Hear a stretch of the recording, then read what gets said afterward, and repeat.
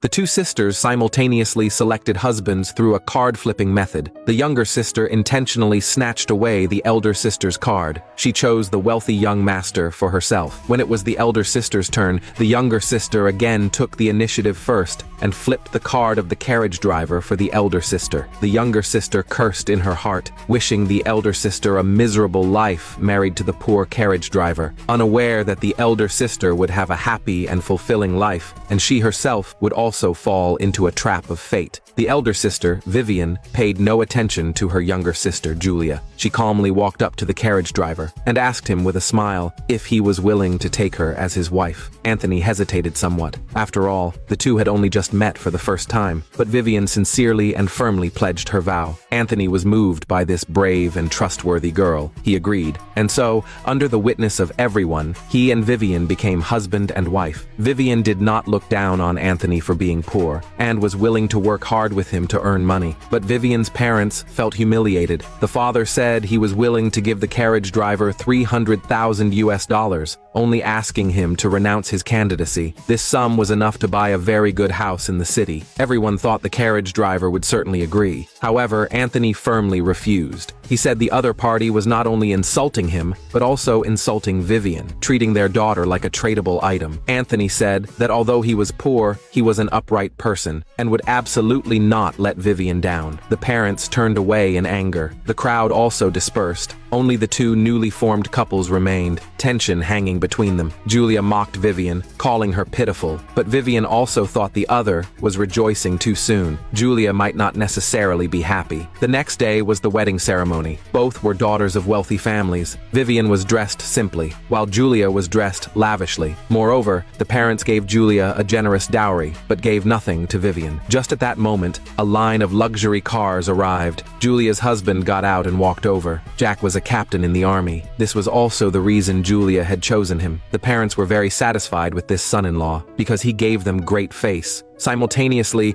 they were even angrier at Vivian, because Anthony actually came to marry her pulling a rickshaw. The parents were furious. Julia schadenfreudigly mocked them, but Vivian firmly stood up for her husband. She believed sincerity or pretense wasn't about the scale of pomp. Her judgment could not be wrong. In fact, Vivian's judgment was indeed very good. Anthony was not truly a carriage driver, but the great general commanding the entire army, but he did not want to reveal his identity at this time. So he had his subordinate find a small house to serve as his home. However, this house still didn't seem like one a carriage driver could afford. So Vivian raised a question. Anthony had to say that this house was borrowed from his friend David. David had no choice but to play along with his superior's act. Vivian stopped doubting. The two spent a warm night together. However, early the next morning, a group of people in military uniforms suddenly barged in. They addressed Anthony as General. Vivian was puzzled, but Anthony brushed it off, saying these people were his friends, that everyone was just joking. Vivian temporarily believed it, and thoughtfully went to cook. At this time, the soldier reported the military situation. The neighboring city had fallen, requesting Anthony's support. Anthony decided to dispatch troops immediately, and had David stay behind to protect his wife, Vivian. Anthony went to bid farewell to Vivian. He said there was an urgent matter at home, that he must return for a while. Anthony gave his jade pendant to Vivian. In reality, it was a token that could mobilize the army. Time passed in the blink of an eye. A year had gone by. After Anthony left, Vivian discovered she was pregnant. She gave birth to a daughter. On this day, Vivian carried her daughter to celebrate her father's birthday. However, the parents only paid attention to Julia and Jack. They were cold and indifferent towards Vivian, and were very impatient with the child. Afterwards, Jack presented a precious gramophone as a gift. The father was even more satisfied with this son-in-law, and consequently even more dissatisfied with Anthony, who had been absent for a year. Just then, someone suddenly delivered gifts. The messenger said he was acting on the general's orders. The gifts were several chests of gold. Everyone was stunned.